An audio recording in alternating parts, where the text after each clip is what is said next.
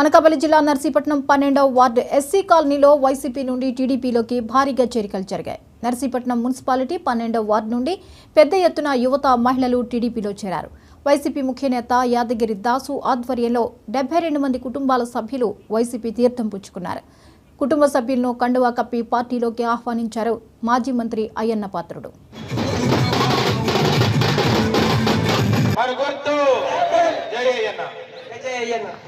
అభివృద్ధి సంక్షేమం కూడా జోడెత్తుల్లా ముందుకెళ్తేనే ఏం చేశారు.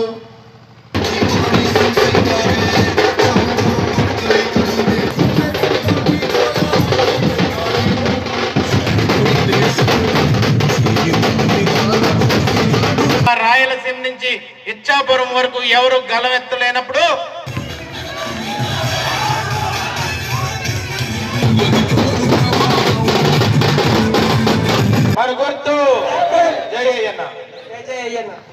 అభివృద్ధి సంక్షేమం కూడా జోడెత్తుల్లా ముందుకెళ్తేనే ఏం చేశారు.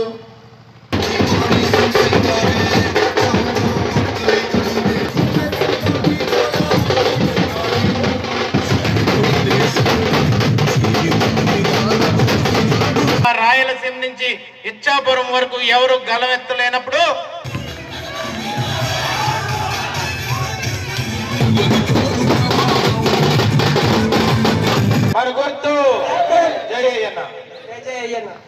అభివృద్ధి సంక్షేమం కూడా జోడెత్తుల్లా ముందుకెళ్తేనే ఏం చేశారు.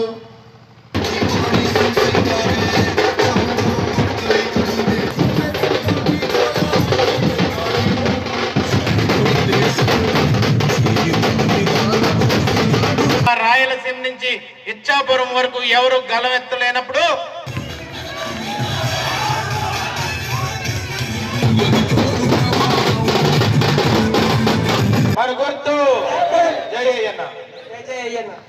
అభివృద్ధి సంక్షేమం కూడా జోడెత్తుల్లా ముందుకెళ్తేనే ఏం చేశారు.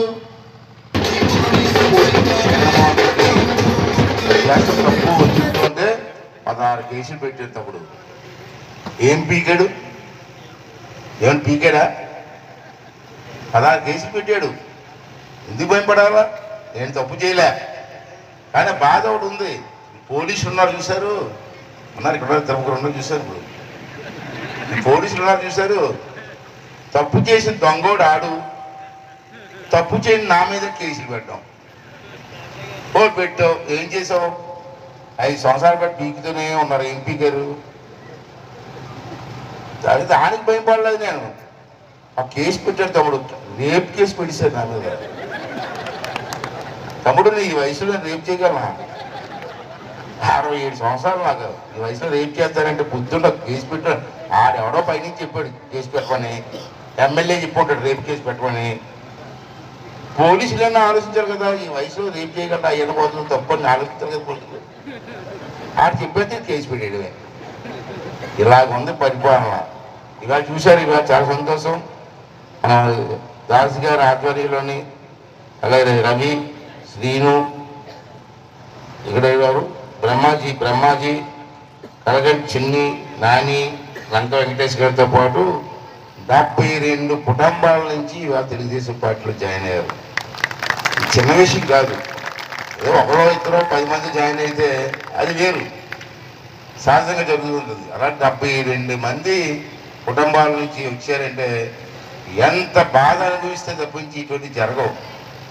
ఈ సామూహికంగా మరి వాళ్ళు రాజీనామాలు ఇచ్చి పార్టీకి దీంట్లో జాయిన్ అవుతారంటే ఇది చిన్న విషయం కాదు. ఇది రాష్ట్ర వ్యాప్తంగా ఒక సంచలనం. 12వ వార్డులో జరిగిన సభ సంచలనం అవుతుంది అని చెప్పి ఈ సందర్భంగా మాట్లాడుతున్నాం. కాబట్టి తప్పు జగన్మోహన్ రెడ్డి చేస్తాం తప్పు అని చెప్తూ ఉంటే